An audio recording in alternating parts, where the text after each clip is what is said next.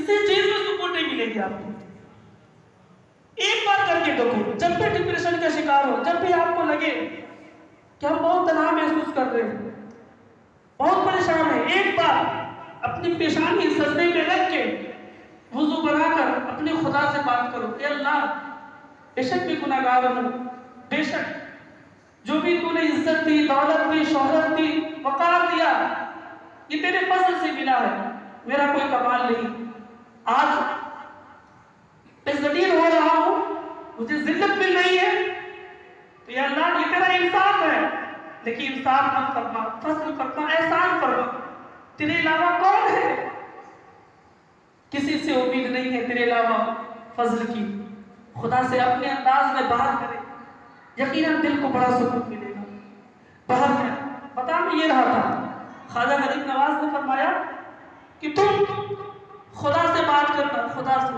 اس محفل کا ایک پیغام دے رہا ہوں, جب بھی ڈپریشن کا شکار ہو, جب بھی, تو فوراً اکیلے میں, تنہائی میں, لوگوں کے سامنے, تنہائی میں, اس طرح کسی کو معلوم ہی نہ چلے کہ آپ خدا سے بات کیے, اٹھے, وضو کیا, بالکل آہستہ انداز میں چھپ کر, جیسے چور چوری کرتا ہے نا, اسی طرح بالکل چھپ کر, کسی کو خبر نہ ہونے دینا, بیٹے کو نہ بیوی کو.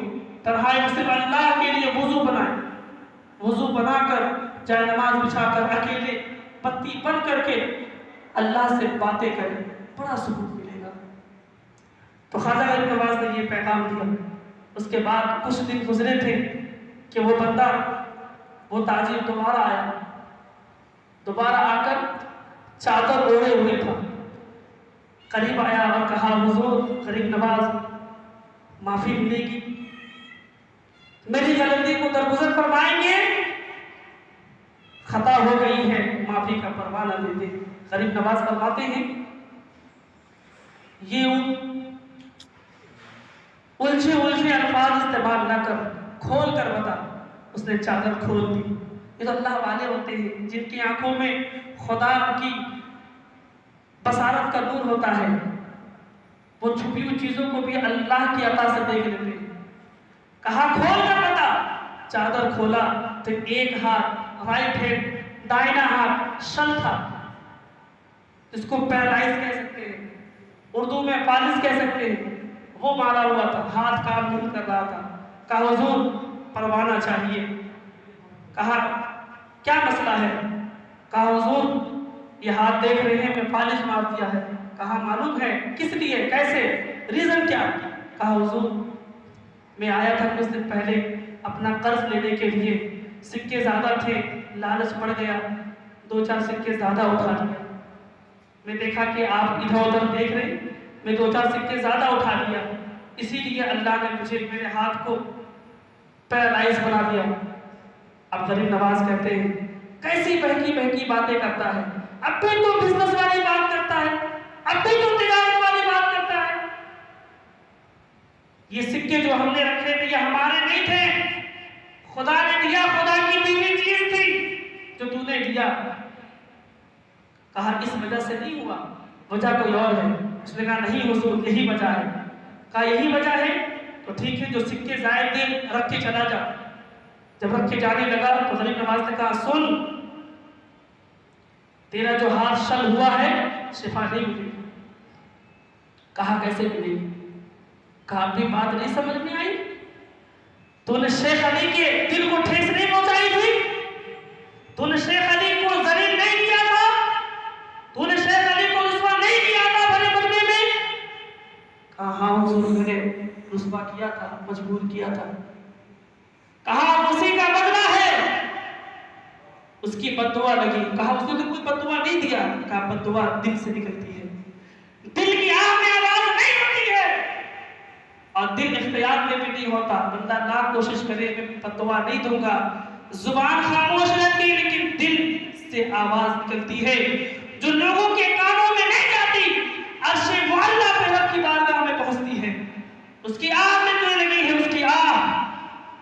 اگر تو چاہتا ہے کہ تیرا ہاتھ صحیح ہو جائے تو جا اس سے معافی مانگ, اور سن اکیلے میں نہیں, تنہائی میں نہیں, جس طرح مجمع میں تم نے اس کو ذلیل کیا تھا اسی طرح مجمع میں تو اس سے معافی مانگ. جس طرح تو نے مجمع میں اس رسوا کیا تھا، اسی طرح مجمع میں جا کر سب کے سامنے اس سے معافی مانگ۔ یہ تو ہم اور آپ ہیں، سب کے سامنے مارکیٹ میں، بازار میں، دکانوں میں، آفس میں، مکان میں سب کے سامنے ذلیل کر دیں گے، اس کے بعد احساس ہوگا، واٹس ایپ کھولیں گے، چیٹ کریں گے، I am extremely really sorry, ہو گیا ختم، ایکسٹریملی سوری۔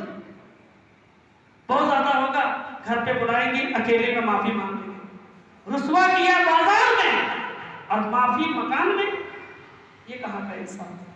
یاد رکھیے ایک بات ہمیشہ، کسی کو ذلیل کرنے سے پہلے، کسی پر انگلی اٹھانے سے پہلے، کسی کو رسوا کرنے سے پہلے، کسی کے بارے میں ریسرچ کیے بغیر تو زیادہ پائی جاتی ہے، ریسرچ کیے بغیر، تحقیق کیے بغیر کسی کے بارے میں الٹی سیدھی بات بولنے سے پہلے سوچ لیجئے کہ جتنے لوگوں کو ہم نے کہا ہے الٹی سیدھی بات، جتنے لوگوں کو ہم نے لوگوں کے دماغ میں برسر کرا دیا ہے، اللہ اس وقت تک معاف نہیں کرے گا جب تک جن جن لوگوں کو آپ نے اس کے بارے میں بدگمانی پیدا کی ہے، جب تک آپ اس کے سامنے معافی نہ کریں۔ اس چیز کو یاد رکھیں۔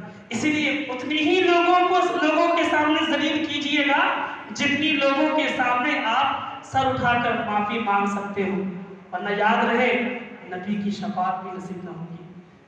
یہ بات تو چھوٹی سی ہے، کسی کو تکلیف دینا، کسی پر الزام لگانا، بزدل کرنا، رسوا کرنا، میدان محشر میں نبی شفاعت بھی نہیں کریں گے۔ جنت کے دروازے پہ روک دیا جائے گا، جاؤ پہلے معافی مانگو، جب تک وہ معاف نہیں کرے گا جنت کا پروانہ نہیں۔ باہر ہے وہ بندہ، وہ تاجر گیا شیخ علی کی بارگاہ میں اور جا کر اس کے قدموں پہ گر گیا اور معافی مانگا، کہا مجھے معاف کر دے، میں نے تجھے ذلیل کیا، رسوا کیا، مجھے معاف کر دے۔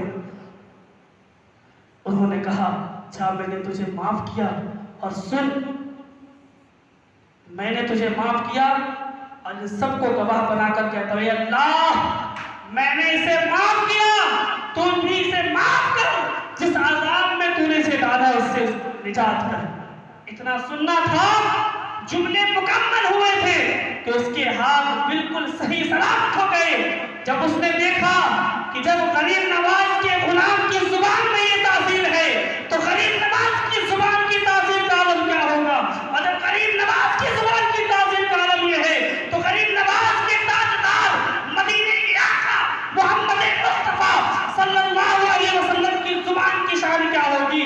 اللہ اکبر اللہ، اس نے کہا حضور کلمہ پڑھا دیجئے، کلمہ پڑھا، وہ بھی مسلمان ہو گیا۔ لہذا اس چیز کو یاد رکھیں، کبھی نہ بھولیں۔ تو یہ پیغام اپنے گھر والوں کو بھی بتائیں، اور وقت زیادہ ہو گیا، میں انہی باتوں سے انہی